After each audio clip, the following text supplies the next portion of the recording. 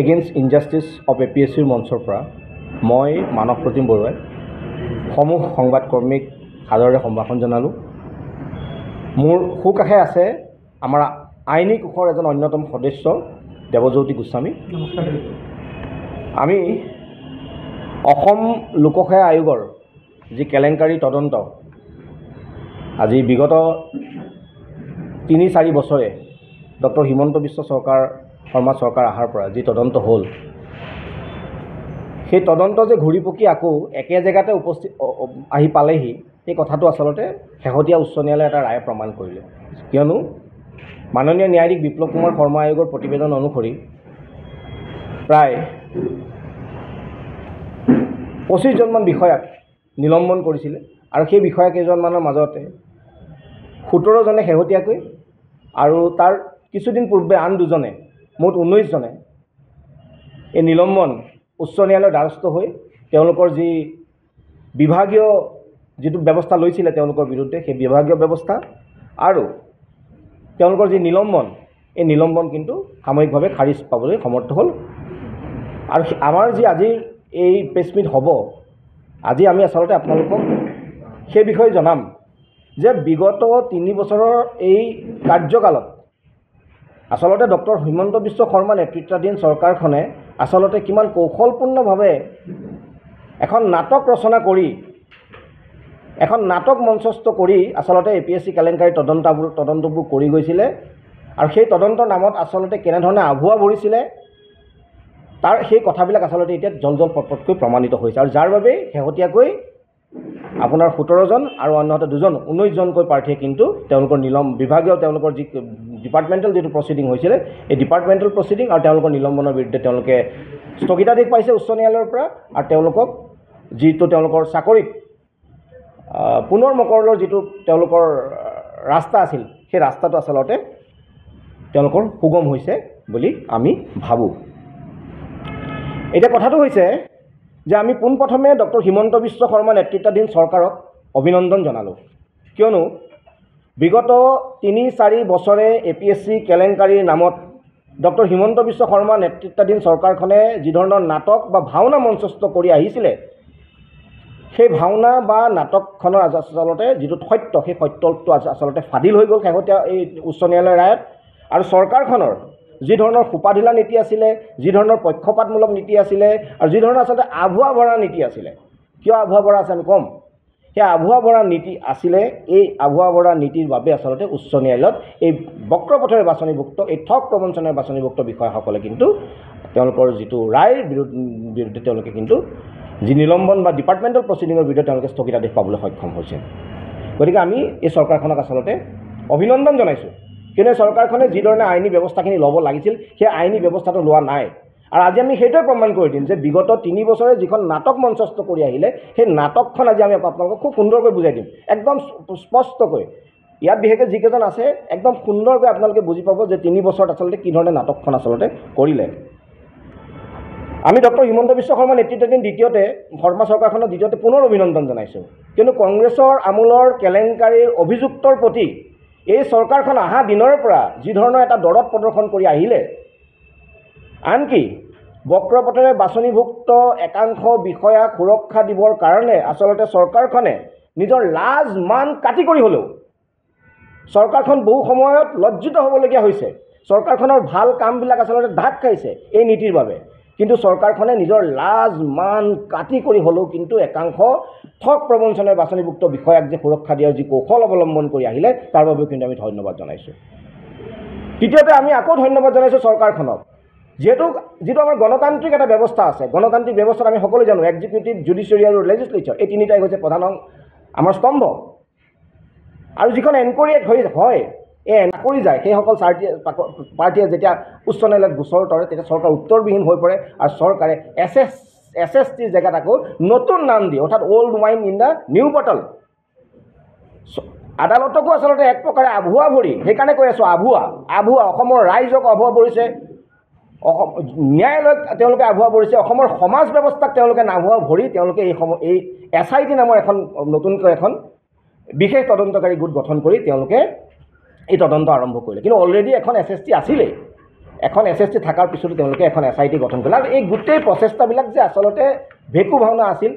সেয়া আপোনালোকে জানে কাৰণ SITৰ এজন IPS বিষয়া এজন শীৰ্ষ IPS বিষয়াই তদন্ত কৰাৰ পিছতো SIT তদন্ত ভাল নোহোৱাৰ কাৰণে বিশেষ ন্যায়ালয়ৰ হেঁচাত IPS বিষয়াজনক পৰ্যন্ত আঁতৰাবলগীয়া হৈছিলে গতিকে এই চৰকাৰখনে যিখন চৰকাৰে কংগ্ৰেছৰ দিনৰ অভিযুক্তক এইদৰে বচাবৰ কাৰণে চেষ্টা কৰি গৈছে আমাৰ প্ৰশ্ন হয় এই চৰকাৰখনে বৰ্তমান সময়ত হৈ থকা পৰীক্ষাবিলাক নিকা আৰু স্বচ্ছভাৱে অনুষ্ঠিত সঁচাকৈ কৰিছেনে এতিয়া শেহতীয়াকৈ ADRৰ কেলেংকাৰীৰ কিছুমান কথা আহিছে দুজনকৈ ব্যক্তি গ্ৰেপ্তাৰ হৈছে দিব্যাংগ মঞ্চৰ তাৰ লগত যে বহু আৰু জড়িত আছে এই যে বস্তুটো যে কেৱল দুজন ব্যক্তি নহয় এইটো যে এটা সিস্টেমিক ইলিগেলিটি এই কথাবিলাক প্ৰমাণিত হৈ আহিছে লাহে লাহে এইবিলাক কথা আহিব ধৰিছে বিগত বৰ্ষতো এনেকুৱা বহু কথা আহিছিলে প্ৰাৰ্থীবিলাকক নিজৰ নম্বৰ দিয়া নাছিলে আজিলৈকে বিগত ADR পৰীক্ষাৰ কম্প্ৰিহেনচিভ লিষ্টখন প্ৰকাশ নহ'ল অৰ্থাৎ এটা সম্পূৰ্ণ অস্বাস্থ্য ব্যৱস্থাৰে যোৱা বছৰ পৰীক্ষা পাতিলে এই বছৰৰ ৰাইজৰ হেঁচাত প্ৰাৰ্থীসকলৰ হেঁচাত আৰু সংবাদ মাধ্যমৰ হেঁচাত তেওঁলোকে বহুখিনি বস্তু দিছে কিন্তু তাৰ পাছতো তেওঁলোকে আজি ছেপ্টেম্বৰ অক্টোবৰ মাহত তেওঁলোকৰ কি হ'ল ADR পৰীক্ষা হৈ গ'ল ছেপ্টেম্বৰ অক্টোবৰ মাহৰ পৰা আজি আপোনালোকে চাওক আজি 3-4 মাহৰ অধিক সময় OMRৰ পৰীক্ষাৰ ৰিজাল্ট দিবলৈ লাগে নেকি কিহৰ কাৰণে ইমান সময় লোৱা গৈছিলে আৰু এডমিট কাৰ্ড আপোনালোকে জানে কি ধৰণৰ এডমিট কাৰ্ড দিয়া গৈছিল এখন পাৰ্চনেলাইজ এডমিট কাৰ্ড দিয়া গৈছিলে য'ত প্ৰাৰ্থীৰ ফটো থাকিব প্ৰাৰ্থীৰ নাম থাকিব আমি তেতিয়াও কৈছিলোঁ যে কেলেংকাৰী কৰিবৰ কাৰণে কৰা হৈছিল নেকি গতিকে এই চৰকাৰখনে যিখন চৰকাৰে পূৰ্বৰ চৰকাৰৰ দিনৰ মানুহবিলাককেই অভিযুক্ত বিষয়াকে এইদৰে সুৰক্ষা দিবলৈ চেষ্টা কৰিছে সেই চৰকাৰৰ দিনত বৰ্তমানৰ ADR কাৰণ যিবিলাক বস্তু আজি আহি আছে কাৰণ জুই নজ্বলাকে কেতিয়াও ধোঁৱা নুৰে যে এই যে ব্যক্তি গ্ৰেপ্তাৰ হৈছে এই প্ৰশ্নটো আজি উত্থাপন হৈছে যে এই চৰকাৰৰ দিনত সঁচাকৈ যিবিলাক পৰীক্ষা হৈ আছে এইবিলাক পৰীক্ষা নিকা আৰু স্বচ্ছ হৈছে নে এইটো আজিৰ দিনৰ কিন্তু এটা খুব লাখটকীয়া প্ৰশ্ন এতিয়া আমি যদি জাজমেণ্ট দিলে শেহতীয়া জাজমেণ্টটো আপোনালোকক কিছু অংশ আমি পাঠ কৰি দিম আৰু তাতে আপোনালোকে গম পাই যাব জল পটকৈ গম পাই যাব যে কি ধৰণৰ আচলতে নাটক ৰচিছিলে এই চৰকাৰখনে ন্যায়ালয়ৰ যিটো ৰায় আছে আমাৰ প্ৰধান গোচৰ আছিলে WPC 532/2025 এই ৰায়ৰ আমি যদি 9 নম্বৰ পইণ্ট আমি ৰিড কৰিবলৈ যাওঁ য'ত ন্যায়ালয়ৰ মন্তব্য কিছু কথা আছে ন্যায়ালয়ে কৈছে the aforesaid show-cause notice reflect that the departmental proceeding was initiated on the basis of the report of one-man commission. It is allegation that the petitioners are beneficiaries of anomalies and malpractices carried out by APSC and petitioners secured the job for which they were not qualified by the commission. The allegation also reveals that the proposed disciplinary proceeding was based on the report of one-man commission. অৰ্থাৎ এই যে যিখন ন্যায়াধীশ বিপ্লৱ কুমাৰ শৰ্মা আয়োগৰ প্ৰতিবেদন আছিল এই প্ৰতিবেদনৰ ওপৰত ভিত্তি কৰিয়েই যে তেওঁলোকে এই বিষয়াসকলক বিৰুদ্ধে ডিপাৰ্টমেণ্টেল প্ৰচিডিং লৈছিলে এই বিষয়াসকলক তেওঁলোকে ছাছপেণ্ড কৰিছিলে এই কথাটো উল্লেখ কৰিছে আৰু আমাৰ হাতত ছাছপেনশ্যন লেটাৰ বিল আৰু 3 মাহৰ পিছৰ পৰা তেওঁ কিন্তু 75% দৰমহা পায়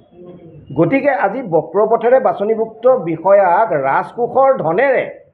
আজি যিখন চৰকাৰ ধাৰৰ ওপৰত ধাৰত পচি আছে সেইখন চৰকাৰে বক্ৰপথেৰে বাছনিভুক্ত বিষয়াক ৰাজকোষৰ ধনেৰে আচলতে ৰাজআতিথ্য দিবৰ কাৰণে আচলতে তেওঁলোকৰ বিৰুদ্ধে ডিপাৰ্টমেণ্টেল প্ৰচিডিং দিছে তেওঁলোকক টাৰ্মিনেশ্যন কৰিলে দৰমহা পাতি নাপাব কিয়নো 21 জন আপোনাৰ 2014 বৰ্ষৰ আৰু 29 জন 2013 বৰ্ষৰ তেওঁলোকক টাৰ্মিনেট কৰা গৈছিল তেওঁলোকক বৰখাস্ত কৰা গৈছিল তেওঁলোকে কোনো দৰমহা পাতি নাপায়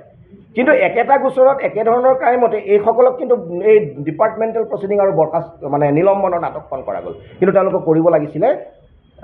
টাৰ্মিনেশ্যন গতিকে এইখন এখন নাটক হৈছে যে whereas the one-man inquiry commission of Justice B.K. Sharma Commission has reported about the malpractices and anomalies resorted to for the selection of candidates in exchange of money and other extraneous consideration, the APSC, headed by the chairman of Rakesh Kumar Paul, while conducting the combined competitive exam 2013 and 14, এই কথাখিনি উল্লেখ কৰি পেলাই তেওঁলোকক suspension কৰিছে এতিয়া এই যিবিলাক গোচৰ আছিলে এই গোচৰবিলাকত দুটা তেওঁলোকে চেলেঞ্জ কৰিছে দুটা কথা তেওঁলোকে প্ৰত্যাহ্বান জনাইছে এটা প্ৰত্যাহ্বান তেওঁলোকে জনাইছে যে তেওঁলোকে গোটেই ন্যায়িক আয়োগৰ যিখন প্ৰতিবেদন এই প্ৰতিবেদনখনে আচলতে প্ৰক্ৰিয়াটোৱে যে আচলতে অবৈধ বুলি ক'ব মানে তেওঁলোকে দাবী কৰিছে তেওঁলোকে কৈছে যে এই ন্যায়িক আয়োগৰ যিটো প্ৰতিবেদন আছিলে এইটো ইলিগেল হ'ব লাগে কিহৰ কাৰণে যে যিটো এনকোয়াৰি এক্টৰ ছেকশ্যন 8B আৰু 8C এইচ চিত তেওঁলোকে তাৰ বিৰুদ্ধে তেওঁলোকে গৈছে। এতিয়া কথাটো হৈছে বৰ গুৰুত্বপূৰ্ণ কথা, বহুতে নাজানে। কথাটো হৈছে যে এই যিখন ন্যায়িক আয়োগৰ লগত আমিও জড়িত আছিলোঁ, আমি উচ্চ ন্যায়ালয়ৰ গোচৰ তলিছোঁ, আমি ন্যায়িক আয়োগৰ 3টাকৈ প্ৰতিবেদন বা তথ্য আমি জমা দিছিলোঁ। এই ন্যায়িক আয়োগত কি হৈছিলে, এই প্ৰাৰ্থীসকলক মাতা গৈছিলে। এই 8B আৰু 8Cত কি কথা আছে যে প্ৰাৰ্থীবিলাকক তেওঁলোকৰ নিজৰ কথাবিলাক ক'বলৈ ভালকৈ সুযোগ নিদিয়া, তেওঁলোকক আন যি প্ৰাৰ্থী বা আন যি বিষয় লৈ পেলাই তেওঁলোকক জেৰা কৰিব নিদিয়া, অধিবক্তা দিব নিদিয়া, এই ধৰণৰ কিছুমান কথা আছে। তেওঁলোকক আয়োগে নটিচ দি মাতিছিলে, তেওঁলোকক একোটা ৰিটেন ষ্টেটমেণ্ট লোৱা গৈছিলে। তাত তেওঁলোকে কিন্তু একো কথা উল্লেখ কৰা নাই যে আমাক এইটো কৰিবলৈ দিয়া হোৱা নাছিল, একো কথা তেওঁলোকে উল্লেখ কৰা নাছিলে। আৰু খুব ইণ্টাৰেষ্টিং কথা, প্ৰত্যেকজন স্পষ্টকৈ দোষী সাব্যস্ত হোৱা বিষয়াৰ বিপৰীতে এটা এটা ফাইল আছিল বুলি আমি জানো। আজি এই বিষয়া নন্দিনী কাকতি হওক, আজি আপোনাৰ বাকী যিসকল বিষয়া, আজি প্ৰিয়ংকা ডেকাৰ কথা হওক, এইসকল বিষয়াৰ বিৰুদ্ধে এটা এটা ফাইল আছিলে, য'ত তেওঁলোকৰ যিখিনি এলিগেশ্যন, এটা এটা এলিগেশ্যন স্পষ্টকৈ আছিলে, তেওঁলোকৰ কি কি ডকুমেণ্টছ পোৱা গৈছিলে সেইখিনি আছে, এই ধৰণৰ গোটেই এটা এটা ফাইল আছে। আচৰিত কথা, চৰকাৰী পক্ষৰ অধিবক্তাই কিন্তু এই ধৰণৰ তথ্যখিনি আজি উচ্চ ন্যায়ালয়ত কিন্তু তেওঁলোকে প্ৰদৰ্শন কৰা নাই। উচ্চ ন্যায়ালয়ত চৰকাৰী পক্ষৰ অধিবক্তাই এইখিনি কথা প্ৰদৰ্শন কৰা নাই। আৰু খুব গুৰুত্বপূৰ্ণ কথা, তেওঁলোকৰ বিৰুদ্ধে ডিপাৰ্টমেণ্টেল প্ৰচিডিংটো কথাটো অহাৰ আগতে কওঁ, তেওঁলোকৰ বিৰুদ্ধে অকল ডিপাৰ্টমেণ্টেল প্ৰচিডিঙে নহয়,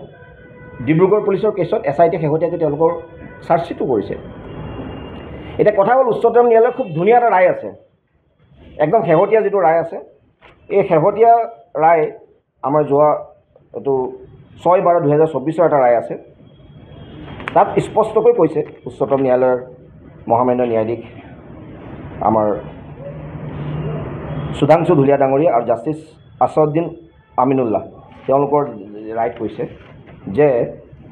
এই এজন প্ৰাৰ্থীৰ একেধৰণৰ ব্যৱস্থা হৈছিলে। তেখেতে ক্ৰিমিনেল কেছটোৰ পৰা তেখেতে হাত সাৰিলে, গতিকে তেখেতে কৈছে যে মোৰ ডিপাৰ্টমেণ্টেল প্ৰচিডিংটো বন্ধ হৈ যাব লাগে। তেতিয়া উচ্চতম ন্যায়ালয়ে কৈছে যে this argument is totally misconceived. The departmental proceeding and criminal proceedings are two different levels. Departmental proceeding আৰু criminal proceeding two different level. In criminal proceeding the prosecution has to prove his case beyond reasonable doubt. আৰু সেইকাৰণে আপোনালোকে চাওক,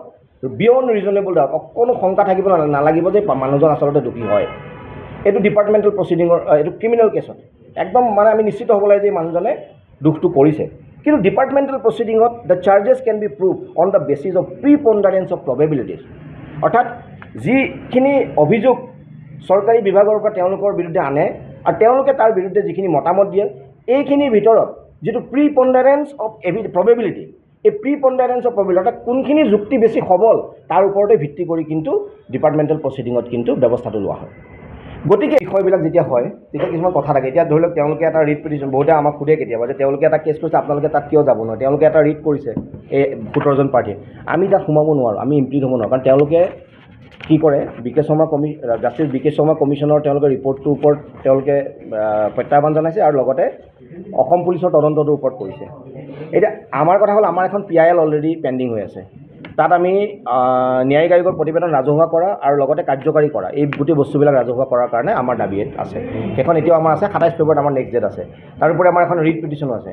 আৰু আমাৰ next যিখিনি কাৰ্যপন্থা হ'ব, আমি যেতিয়া ৰিপৰ্টৰ পাব্লিক হ'ব, যিখিনি বস্তু আহিব, ইতিমধ্যে বহুখিনি কথা আহিছেও ডিব্ৰুগড় পুলিচৰ নতুন নতুন তদন্তত, গতিকে সেইখিনি লৈ পেলাই আমি যিখিনি ব্যৱস্থা আইনী ল'ব লাগে আৰু যদি যিখিনি ল'ব লাগে PILৰ অৰ্ডাৰৰ ওপৰত নিৰ্ভৰ কৰি, সেইখিনি ব্যৱস্থা আমি ল'ম। বৰ্তমান আমাৰ দুটাকৈ কিন্তু আমাৰ এই 2013 আৰু 14 বৰ্ষৰ 3খনকৈ আমাৰ 2খন লেখ আবেদন, এখন PIL আমাৰ পেণ্ডিং হৈ আছে উচ্চ ন্যায়ালয়ত। গভৰ্ণমেণ্টৰ হাতত এতিয়া কি হেৰি আছে? গভৰ্ণমেণ্টৰ হাতত কৰিব পৰা বস্তু সেইটোৱে। মই যিটো ক'লোঁ আপোনাক যে termination চিম্প্লিচিটাৰ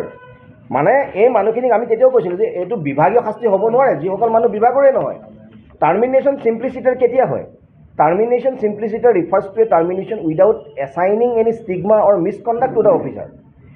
If an appointment is void ab initio, আৰম্ভণিৰ পৰা যেতিয়া এই এপইণ্টমেণ্টটো অবৈধ হয় due to fraud, misrepresentation or an invalid selection process, the termination may be treated as termination simpliciter. তেওঁলোকৰ বাছনি যেতিয়া প্ৰক্ৰিয়াটোৱে যেতিয়া অবৈধ আছিলে, গতিকে চৰকাৰখনে যিহেতু গমেই পাইছে, গোটেই কথাখিনি তেওঁলোকৰ আছে, তেওঁলোকৰ এজন মহাধিবক্তা থকাৰ পাছত আজি প্ৰিয়ংকা ডেকাৰ নিচিনা বিষয়াই চাকৰি ঘূৰাই পোৱা এইসকল বিষয়ে চাকৰি ঘূৰাই পোৱাটো বৰ লজ্জাৰ কথা গতিকে টাৰ্মিনেশ্যন চিম্প্লিচিটাৰ তেওঁলোকক আমি আকৌ কৈছোঁ এইবিলাক ডিপাৰ্টমেণ্টেল প্ৰচিডিঙৰ নাটকখন বন্ধ কৰিব লাগে তেওঁলোকক বৰ্খাস্ত কৰিব লাগে যদি চৰকাৰৰ সদিচ্ছা আছে আৰু ন্যায়াধীশ বিপ্লৱ কুমাৰ শৰ্মা আয়োগৰ প্ৰতিবেদন এই যিখন আমাৰ অধিৱেশন হ'ব এই অধিৱেশনতে ৰাজহুৱা কৰা সৎসাহস দেখুৱাব লাগে আৰু চৰকাৰী অধিবক্তাৰ পক্ষতো যদি চাওঁ তেওঁলোকে বিগত কেইটামান হিয়াৰিঙত কোনো ধৰণৰ তেওঁলোকে শক্তিশালী প্ৰদৰ্শন কৰিব পৰা নাই আৰু নলিন কৰ্মীকো আমি বহুত দিন দেখা পোৱা নাই তেওঁ কিয় অহা নাই বা তেওঁ কিয় আঁতৰি আছে ৰহস্য পাইছে নেকি আপোনালোকে? না সেইটো এটা আমাৰ ৰহস্যৰ কথা কাৰণ তেওঁ আজি যিখন 5জনীয়া কমিটি আছিলে মুখ্য সচিবৰ সেই 5জনীয়া সমিতিৰ তেওঁ এজন সদস্য তেওঁৰ হাতত গোটেই তথ্যটো তেওঁ সমিতিৰ ন্যায়াধীশ বিপ্লৱ কুমাৰ শৰ্মা আয়োগৰ প্ৰতিবেদনখন তেওঁ দেখা পাইছে ইমানখিনি দেখাৰ পাছত তেওঁ থকাৰ পাছতো এজন এডিশ্যনেল এডভোকেট জেনেৰেল থকাৰ পাছতো সেইসকল মানুহক পদোন্নতিয়ে প্ৰথম দিব নালাগিছিলে আৰু শেহতীয়াকৈ দেখা গৈছে যে তেওঁ উপস্থিতিও নাই গতিকে গোটেই বিষয়টো ৰহস্যজনক সেইকাৰণে আমি কৈছোঁ ন চৰকাৰী পক্ষই আচলতে গোটেই বস্তুটো যেন মানে এটা সুৰুঙা সৃষ্টি কৰি দিছে বা গোটেই বস্তুটো যে আচলতে তেওঁলোকে ন্যায়িকভাৱে যিদৰে সজোৰে যুঁজিব লাগে সেই যুঁজখন আচলতে তেওঁলোকে ক'ৰবাত নহয় ক'ৰবাত সুযোগ সৃষ্টি কৰিছে একেই কথা এডিঅ'ৰ ক্ষেত্ৰত কৃষি উন্নয়ন বিষয়াৰ ক্ষেত্ৰত কি হ'ল কৃষি উন্নয়ন বিষয়াৰ ক্ষেত্ৰততো আৰু এটা ওপৰত গুচি গ'ল কনভিক্ট হৈ গ'ল 19জন বিষয়া আৰু আপোনাৰ 29জন বিষয়া আৰু 3জন আমাৰ ৰাকেশ পাল আৰু এইসকল মেম্বাৰ তেওঁলোকক কৃষি উন্নয়ন বিষয়াক কি কৰিলে যোৱা বছৰৰ ছেপ্টেম্বৰ অক্টোবৰ মাহত তেওঁলোকক দোষী সাব্যস্ত কৰিলে কনভিকশ্যন হৈ গ'ল এই 29জন বিষয়া যাদুকৰী কৌশলেৰে এমাহৰ ভিতৰত উইদাউট কলিং দ্য LCR লোৱাৰ কোৰ্টৰ ৰেকৰ্ড কল নকৰাকৈ জামিন কিদৰে পাব পাৰে জামিন এইকাৰণে পাব পাৰে যে চৰকাৰী অধিবক্তাৰ দুৰ্বল স্থিতি আমি তেতিয়াও কৈছোঁ চৰকাৰী অধিবক্তাৰ দুৰ্বল স্থিতি তেওঁলোকে উচ্চ ন্যায়ালয়ত যিদৰে সজোৰে এই কথাখিনি ক'ব লাগে সেইখিনি নোকোৱাৰ কাৰণে বা সুযোগ সৃষ্টি কৰি দি আছে তেওঁলোকে বাৰে বাৰে সুযোগ সৃষ্টি কৰি দি আছে যাতে এইসকল বিষয়ে মানে এই ধৰণে কিবা বক্ৰপথেৰে হ'লেও তেওঁলোকে চাকৰিটো পায় মানে টাৰ্মিনেশ্যন চিম্প্লিচিটাৰ এই যে বৰ্খাস্ত কৰাৰ কথাটো আমি এইকাৰণে কৈছোঁ ডিপাৰ্টমেণ্টেল প্ৰচিডিঙত যেতিয়া যায় তেওঁলোকৰ এটা সুযোগ থাকে আৰু চবতকৈ ডাঙৰ কথা ডিপাৰ্টমেণ্টেল প্ৰচিডিং হ'লে প্ৰথম 3 মাহ হ'লে চিম্প্লিচিটাৰ তেওঁলোকক প্ৰত্যক্ষভাৱে তেওঁলোকক বৰ্খাস্ত কৰিব লাগিছিল কিন্তু বৰ্খাস্তৰ পৰিৱৰ্তে এখন ডিপাৰ্টমেণ্টেল প্ৰচিডিঙৰ নাটক ৰচা গ'ল নাটক ৰচাৰ লগতে সেই সুৰুঙাখিনি কৰি দিয়া হ'ল ন্যায়াধীশ বিপ্লৱ কুমাৰ শৰ্মা আয়োগৰ প্ৰতিবেদন ৰাজহুৱা কৰা নগ'ল তেওঁলোকক কোনো কপি দিয়া নগ'ল উচ্চ ন্যায়ালয়ত তেওঁলোকৰ বিৰুদ্ধে যি ধৰণে চৰকাৰী অধিবক্তাই কথাখিনি ক'ব লাগে সেই কথাখিনি নোকোৱা হ'ল এই ধৰণে এটা সুযোগ সৃষ্টি কৰা গ'ল আপোনালোকে চাওক সৰ্বানন্দ সোণোৱাল ডাঙৰীয়া যেতিয়া মুখ্যমন্ত্ৰী আছিলে তেতিয়া কি হৈছিলে মনিন্দৰ সিং নলিন কৈল সেইসকলে আহি পেলাই 51জন পাৰ্টীৰ কিন্তু যিটো তেওঁলোকৰ চাকৰি বাহাল ৰখাৰ যিটো তেওঁলোকৰ পিটিশ্যন আছিল সেইটো খাৰিজ কৰি দিছিলে কিন্তু আপোনালোকে দেখিলেনে কোনোবা এজন ভাল অধিবক্তাই আহি পেলাই সজোৰে চৰকাৰী পক্ষৰ ফালৰ পৰা হেঁচা দিয়া অৰ্থাৎ সম্পূৰ্ণভাৱে উলংঘ হৈ গৈছে অসম লোকসেৱা আয়োগৰ কেলেংকাৰীৰ এই যি শেহতীয়া অৰ্ডাৰে চৰকাৰখনক আচলতে নগ্ন কৰি থৈ গুচি গৈছে চৰকাৰৰ ভণ্ডামী মিথ্যাচাৰ এই বস্তুটোক আৰু আইনী ভাষাৰে কোনো ক'বলৈ উপায় নাই প্ৰথম কথা যিখিনি মানুহক ডিপাৰ্টমেণ্টেল প্ৰচিডিং ল'বই নালাগে যিখিনি মানুহক টাৰ্মিনেশ্যন চিম্প্লিচিটাৰ অৰ্থাৎ তেওঁলোকক টাৰ্মিনেট কৰি দিব লাগে সেই মানুহখিনিক ডিপাৰ্টমেণ্টেল প্ৰচিডিং কৰিলে তাৰ পাছত কি কৰিলে ন্যায়াধীশ বিপ্লৱ কুমাৰ শৰ্মা আয়োগৰ প্ৰতিবেদন ৰাজহুৱা নকৰি বা প্ৰতিবেদন বিধানসভাত 6 মাহৰ ভিতৰত উপস্থাপন নকৰি তেওঁলোকক সুযোগ সৃষ্টি কৰি দিলে গতিকে এইখন আছিলে এই চৰকাৰখনৰ এখন নাটক আৰু আমি সেইটো কথাকে কৈছোঁ যে লাজ মান এতিয়া লাজ নাইকিয়া গৈছে নিলজ্জতাৰ শীৰ্ষত গুচি গৈছে the government has reach the Himalayan height of shamelessness এইখন চৰকাৰে কিমান আজিৰ দিনত এই নিকা নিযুক্তি পাতি আছে আমিতো APSC কেলেংকাৰী বহুতখিনি জানো যোৱা বছৰ কি মাৰ্কশ্বিট কেলেংকাৰী হ'ল বেংকৰ জালিয়াতি প্ৰাৰ্থীয়ে গৈ পেলাই চাকৰি পালে কেনেকৈ এতিয়া কি কৈছে RTI তথা তথ্য নিদিয়া হৈ গৈছে এই অৱস্থাত আহি গৈছে নিলজ্জতাৰ শীৰ্ষত উপনীত হৈ গৈছে চৰকাৰখন আজি কি হৈছে এখন আদালতে গৈ ইমান আদালতৰ হেঁচাত এখন SIT হ'ল SSTৰ জেগাত আকৌ এখন SIT নতুনকৈ আকৌ এখন SIT কৰি নাটক কৰিলে সেই SITখনৰ এজন IPS বিষয়া একাংশ ইমান শক্তিশালী কংগ্ৰেছৰ সময়ৰ সেই পূৰ্বৰ চৰকাৰ দিনৰ অভিযুক্তক মানে নাম আনিব নোৱাৰে শেষত ন্যায়ালয়ত লাষ্ট চাৰ্জশ্বিটতো যেতিয়া নোৱাৰিলে 9জন আপোনালোকে জানে বিষয়াক কি কৰিলে ন্যায়ালয়ে নিজাববীয়াকৈ অভিযুক্ত কৰিবলৈ আজিলৈকে এই বিষয়াসকলৰ নামকেইটা আপোনালোকে জানে কি আছিলে নৱনীতা শৰ্মা অসীমা কলিতা অমিত ৰাজ চৌধুৰী ত্ৰিদীপ ৰয় ঋতুৰাজ দলে জগদীশ ব্ৰহ্ম বিক্ৰমাদিত্য বৰা নন্দিতা হাজৰিকা স্বৰূপ কুমাৰ ভট্টাচাৰ্য এই 9জনক আদালতে নিজাববীয়াকৈ এই সমগ্ৰ দেশ APSC কেলেংকাৰীৰ তদন্তত আদালতে নিজাববীয়াকৈ অভিযুক্ত কৰিবলগীয়া হৈ আছিল কিন্তু চৰকাৰখনৰ সাহস নহ'ল চৰকাৰী বিষয়াৰ সাহস নহ'ল এইসকলক অভিযুক্ত কৰিবলৈ কোনটো পৰ্যায়ত এইসকল কিমান শক্তিশালী আজি এই কংগ্ৰেছৰ সময়ৰ কেলেংকাৰী পূৰ্বৰ চৰকাৰৰ কেলেংকাৰী এইসকল বিষয় আমি বেছি নকওঁ লাষ্ট আমি দুটা আমি তথ্য দিওঁ আপুনি চাওক নৱনীতা শৰ্মা ত্ৰিদীপ ৰয় আপুনি চাওক গণতান্ত্ৰিক ব্যৱস্থা গোটেই বস্তুটো কোনটো নিলজ্জ আমি যে কৈছোঁ হিমালয়ান হাইট অফ চেমলেছনেছ পাইছে যিটো এলিগেশ্যন আছে একদম স্পষ্ট এলিগেশ্যনখিনি ত্ৰিদীপ ৰয়ৰ কথা কওঁ আজিও বৰাকৰ এডিচি হৈ বহি আছে এডুকেশ্যনৰ নিচিনা ডাঙৰ ডিপাৰ্টমেণ্ট চলাই বহি আছে আমি যিখিনি অভিযোগ পাওঁ তেওঁ চিণ্ডিকেটৰ পইচাবিলাক আহি পিনে দিয়ে এটা সময়ত কিবা গৌতম ৰয় হেৰিত তেওঁ চাকৰি পাইছিল এইবিলাক পিছৰ কথা আজিৰ দিনত তেওঁ একমাত্ৰ চিণ্ডিকেটৰ মাষ্টৰ কাৰণেহে আচলতে তেওঁক বোলে বচাই ৰাখিছে এই অভিযোগটো আমি পাই আহিছোঁ এই ত্ৰিদীপ ৰয়ৰ বিৰুদ্ধে যিখিনি অভিযোগ আছিলে তেওঁৰ যিটো টোটেল মাৰ্কছ আছিলে 818 জেগাত তেওঁ প্ৰতিখন পেপাৰত বহাই তেওঁ প্ৰধানকৈ জেনেৰেল হেৰিত 818 নম্বৰটো গৈ পেলাই তেওঁ 870 কৰা গৈছিলে 870 কৰা গৈছিলে টেবুলেশ্যন ছিটত আৰু তেওঁৰ বিৰুদ্ধে বিষয়ে যিটো অভিযোগ হয় যে তেওঁ একচুৱেলি মেইনছ এক্সামটো পাছ কৰে কিন্তু তেওঁ যিটো ফাইনেল যিটো চিলেকশ্যন তেওঁ ফাইনেল চিলেকশ্যনত কিন্তু এজন ACS অফিচাৰ কোনো পধ্যে হ'ব নোৱাৰে যদি এই নম্বৰখিনিকো আমি সঁচা বুলি ধৰোঁ এই টেবুলেশ্যন ছিটৰ মেনিপুলেশ্যনটো নহ'লে অৰ্থাৎ যিজন মানুহ আজি ACS হ'বই নালাগে এই মানুহজনে আজি কি কৰি আছে এখন বিশেষ ন্যায়ালয়ে অভিযুক্ত কৰাৰ পিছতো আজি ছেপ্টেম্বৰ মাহৰ পৰা আজি 6 মাহ হ'ল আজি এনে নিলজ্জতাৰ শীৰ্ষত উপনীত হৈছে এখন চৰকাৰ সেই চৰকাৰখনে আজিলৈকে এই ধৰণৰ বক্ৰপথে বাছনিভুক্ত হোৱা মানুহখিনিক আজিও কিন্তু চাকৰি বহাল ৰাখিছে চৰকাৰৰ কনফিডেন্সিয়েল কাম কৰি আছে বৰাকৰ এখন ডাঙৰ জিলাত তেওঁলোক বিষয় হৈ বহিছে ত্ৰিদীপ ৰয় নিচিনা ধোৰামধৰ ঠগ মুন্না ভাই এইসকল কেতিয়াও বিষয়া নহয় এইবিলাকতো চুৰ প্ৰবঞ্চক এই চুৰ আৰু প্ৰবঞ্চকবিলাকক কোনে সুৰক্ষা দি আছে আপোনাক নেক্সট আমি আৰু এটা নাম কওঁ এই একে আৰু ইণ্টাৰেষ্টিং কথা ৰাকেশ পালৰ ঘৰত যিখন 9খন ইমান লুজ টেবুলেশ্যন ছিট পোৱা গৈছিল এই 9খন লুজ টেবুলেশ্যন ছিটত বিশেষভাৱে নাম থকা এজন বিষয়াৰ নাম এই ত্ৰিদীপ ৰয় আছিলে নৱনীতা শৰ্মাৰ কথালৈ আহোঁ আন এগৰাকী শক্তিশালী বিষয় তেওঁ এতিয়াও কৰিম কি আমাৰ কোকৰাঝাৰত তেওঁ এডিশ্যনেল SP হৈ আছে তেখেতে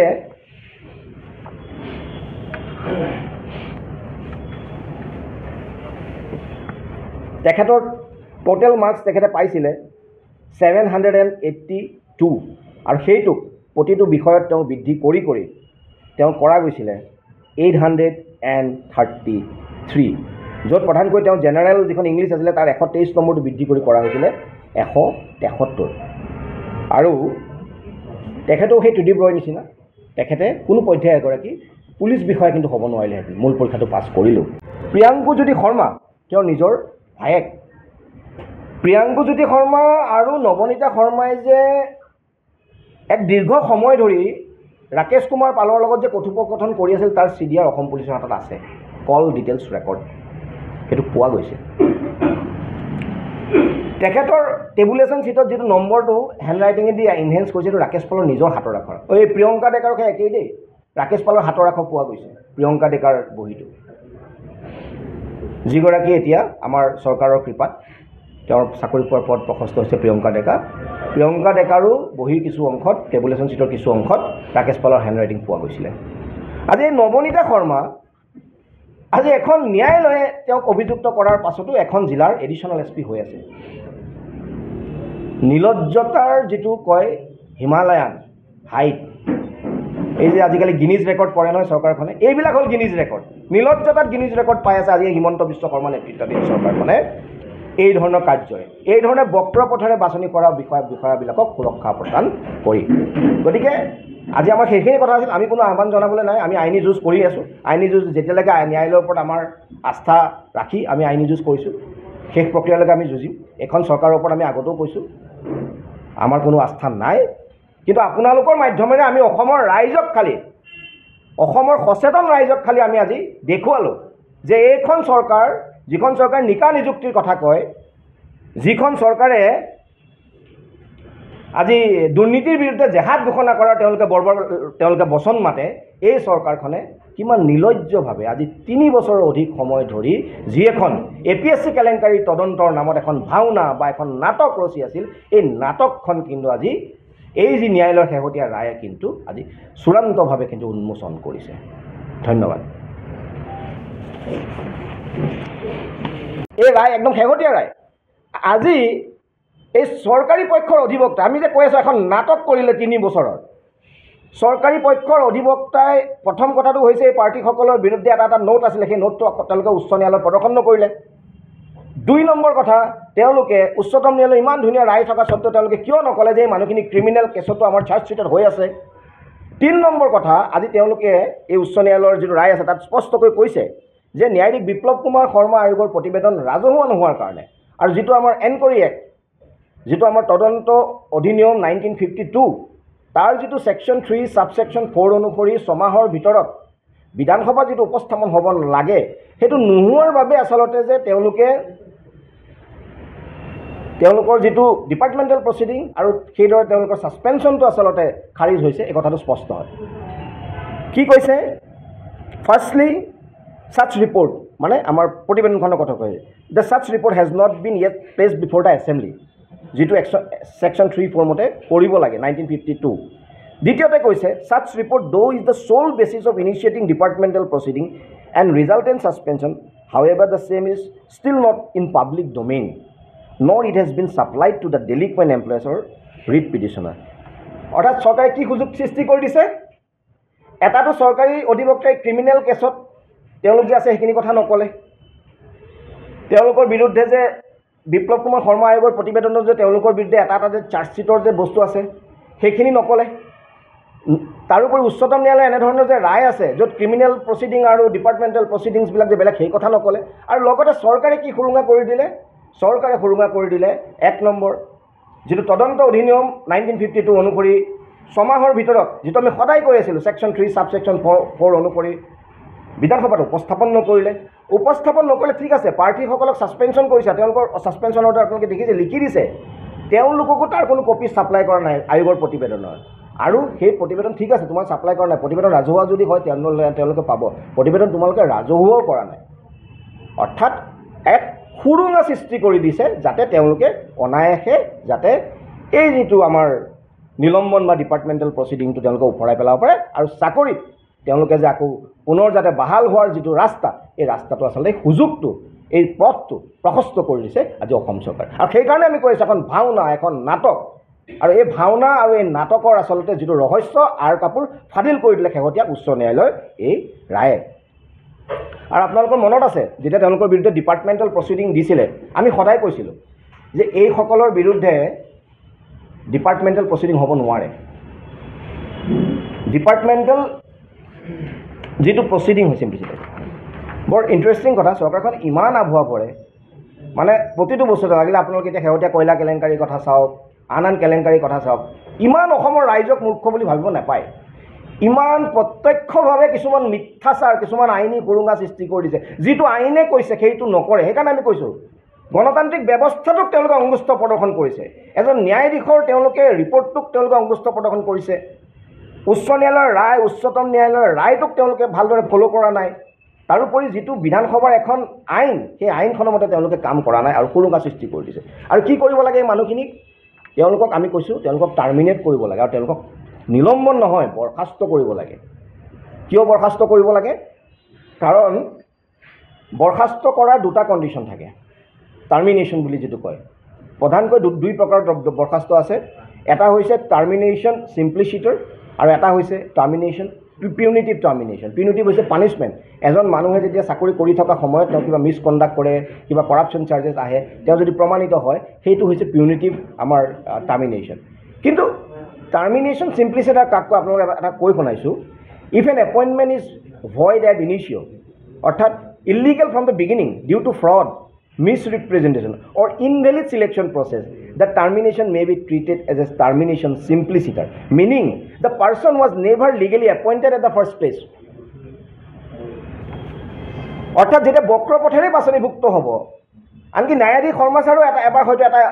এটা তেওঁ হেৰিত কৈছিলে, মাধ্যমত তেওঁ সংবাদ মাধ্যমত কৈছিলে যে এইসকল বিষয়াক আচলতে বৰখাস্ত কৰাৰ কথাটো কৈছিলে, যে তেওঁলোকৰ যেতিয়া বক্ৰপথেৰে বাছনি হয়, দে ভেৰি এণ্ট্ৰি, যেতিয়া এনকোৱাৰী এক্টৰ মতে এখন তদন্ত হয়, সেই তদন্ত আয়োগৰ প্ৰতিবেদন 6 মাহৰ ভিতৰত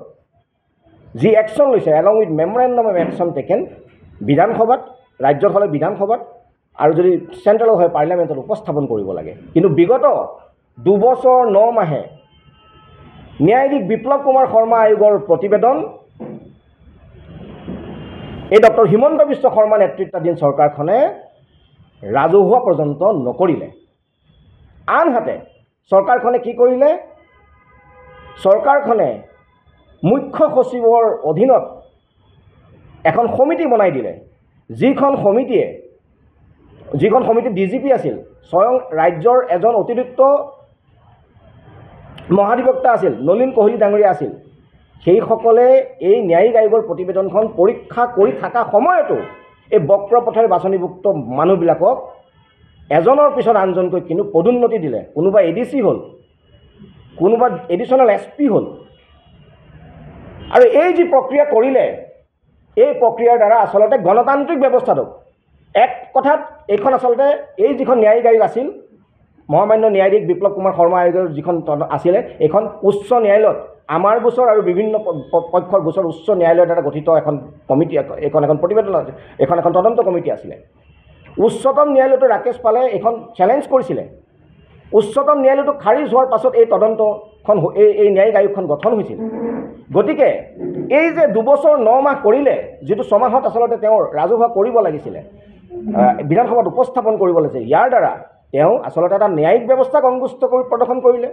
এখন চেণ্ট্ৰেল এক্টৰ প্ৰতি তেখেতে অংগুষ্ঠ প্ৰদৰ্শন কৰিলে। আৰু তাৰ বাবেও কিন্তু আমি ধন্যবাদ জনাইছোঁ, কাৰণ চৰকাৰখনে, আমি কৈ আছোঁ বাৰে বাৰে যে একাংশ বিষয়াক যে প্ৰত্যক্ষভাৱে সুৰক্ষা দিয়াৰ যি কূট কৌশল ৰচিছে, আজি 3 বছৰে যিখন ভাওনা ৰচিলে, এই ভাওনাখনৰ আচলতে আঁৰৰ যিখন আচলতে সত্য, এই সত্য আচলতে এই শেহতীয়া যি ৰায়ে, এই শেহতীয়া ৰায়ে কিন্তু ফাদিল কৰি দিছে। শেষত আমি আকৌ এবাৰ ধন্যবাদ জনাইছোঁ ডক্টৰ হিমন্ত বিশ্ব শৰ্মা চৰকাৰক, কিয়নো চৰকাৰখনে বিগত 3 বছৰত আপোনালোকেও SITত গ'ল, এজনৰ পিছত এজন বিষয়া মাতে ভাবিছে ব্যৱস্থা ল'ব। ন্যায়িক আয়োগৰ প্ৰতিবেদন দিয়াৰ লগে লগে চিফ ছেক্ৰেটাৰী কমিটি হ'ল, আপোনালোকেও ভাবিছিলে যে কিবা ব্যৱস্থা ল'ব। কিন্তু আমি কেতিয়াও কিন্তু সন্তুষ্ট নাছিলোঁ, কাৰণ আমি তেতিয়াই জানিছিলোঁ যে এইবিলাক এটা কৌশল আছিলে। কি কৌশল আছিলে? এই গোটেই ব্যৱস্থাটোক পলম কৰা। It's a delay tactic. কি ডিলে টেকটিক? ইতিমধ্যে আমি জনাইছোঁ আপোনালোকক যে অসম লোকসেৱা আয়োগৰ যি কেলেংকাৰী তদন্ত, পূৰ্বৰ যি চৰকাৰ আছিলে, পূৰ্বৰ চৰকাৰৰ সময়ত এজন অতিৰিক্ত মুখ্য সচিব সুভাষ দাস, তেখেতে তদন্ত কৰিছিলে। আৰু তেখেতৰ তদন্ত ভেকু ভাওনা হোৱাৰ বাবে উচ্চ ন্যায়ালয়ে এখন ন্যায়িক আয়োগ গঠন কৰিবলৈ দিছিলে। আৰু যেতিয়া এখন ন্যায়িক আয়োগে তদন্ত প্ৰতিবেদন দিলে, সেই ন্যায়িক আয়োগৰ প্ৰতিবেদনখনক আকৌ এই বিষয়াৰ হতুৱাই, মুখ্য সচিবৰ কমিটিৰ হতুৱাই তেখেতে নিৰীক্ষণ কৰাৰ নামত আজি 2022 চনৰ এপ্ৰিল মাহৰ পৰা আজি এই 24 3 বছৰ সম্পূৰ্ণ হ'ব। এই 2 বছৰ 9 মাহ তেওঁলোকে যিদৰে ডিলে কৰি একাংশ বিষয়াক সুৰক্ষা দিলে, তাৰ বাবে কিন্তু তেওঁৰ চৰকাৰ কিন্তু ধন্যবাদৰ যোগ্য। আনহাতে যিটো তদন্ত আছিলে, যিটো ক্ৰিমিনেল ইনভেষ্টিগেশ্যন আছিলে, সেই ক্ৰিমিনেল ইনভেষ্টিগেশ্যনৰ ক্ষেত্ৰত চৰকাৰে কি কৰিলে? চৰকাৰে বচাব নোৱাৰা হ'ল। 2018-19 চনৰ পৰা সুৰজিৎ সিং পানেছৰে অন ৰেকৰ্ড 2019 চনত স্পেচিয়েল কোৰ্টত তেখেতে পিটিশ্যন দিছে যে আমি FSLৰ কিছুমান ডাটা পাইছোঁ, আমি পৰীক্ষা কৰিম। কিন্তু 2019 চনৰ পৰা 2019 চনৰ ডিচেম্বৰ মাহৰ পৰা কিন্তু সুৰজিৎ সিং পানেছৰে লাহে লাহে কিন্তু তেওঁ কামবিলাক এই চৰকাৰখন অহাৰ পিছত সম্পূৰ্ণভাৱে কৰিব নোৱাৰা হৈ গ'ল। সেই সময়তো যি আমাৰ অসম লোকসেৱা আয়োগৰ কেলেংকাৰী আছে, এই কেলেংকাৰীক আচলতে নিৰীক্ষণ কৰিবৰ কাৰণে এখন SST স্পেচিয়েল ছুপাৰভিজৰী টীম, আৰু যাৰ হেড আছিলে আচলতে CIDৰ যিজন শীৰ্ষ বিষয়া, সেই ADGP গৰাকীৰ ৰেংকৰ বিষয়াজনে আচলতে সেই সময়তো SST স্পেচিয়েল ছুপাৰভিজৰী টীমৰ কিন্তু তেওঁ নেতৃত্ব বহন কৰি আছিল। কিন্তু ইমানৰ পিছতো কিন্তু এই যিবিলাক বিষয় আজি শেহতীয়াকৈ গ্ৰেপ্তাৰ হ'ল বা গ্ৰেপ্তাৰ হ'বলৈ বাধ্য হৈছে, ন্যায়ালয়ে আনকি কিছুমানক নিজাববীয়াকৈ অভিযুক্ত কৰিবলগীয়া হৈছে, ইমানৰ পিছতো কিন্তু এই বিষয়াবিলাকৰ বিৰুদ্ধে কিন্তু কোনো ব্যৱস্থা নলৈছিলে। আৰু যাৰ বাবে 3 মাহৰ পিছৰ পৰা তেওঁ কিন্তু 75% দৰমহা পায়। গতিকে আজি বক্ৰপথেৰে বাছনিভুক্ত বিষয়াক ৰাজকোষৰ ধনেৰে, আজি যিখন চৰকাৰ ধাৰৰ ওপৰত ধাৰত পচি আছে, সেইখন চৰকাৰে বক্ৰপথেৰে বাছনিভুক্ত বিষয়াক ৰাজকোষৰ ধনেৰে আচলতে ৰাজআতিথ্য দিবৰ কাৰণে আচলতে তেওঁলোকৰ বিৰুদ্ধে ডিপাৰ্টমেণ্টেল প্ৰচিডিং দিছে। তেওঁলোকক টাৰ্মিনেশ্যন কৰিলে দৰমহা পাতি নাপাব, কিয়নো 21 জন আপোনাৰ 2014 বৰ্ষৰ আৰু 29 জন 2013 বৰ্ষৰ তেওঁলোকক টাৰ্মিনেট কৰা গৈছিল, তেওঁলোকক বৰ্খাস্ত কৰা গৈছিল, তেওঁলোকে কোনো দৰমহা পাতি নাপায়। কিন্তু একেটা গোচৰত একেধৰণৰ ক্ৰাইমতে এইসকলক কিন্তু এই ডিপাৰ্টমেণ্টেল প্ৰচিডিং আৰু বৰ্খাস্ত নিলম্বনৰ নাটকখন কৰা গ'ল, কিন্তু তেওঁলোকক কৰিব লাগিছিলে টাৰ্মিনেশ্যন। গতিকে এইখন এখন নাটক।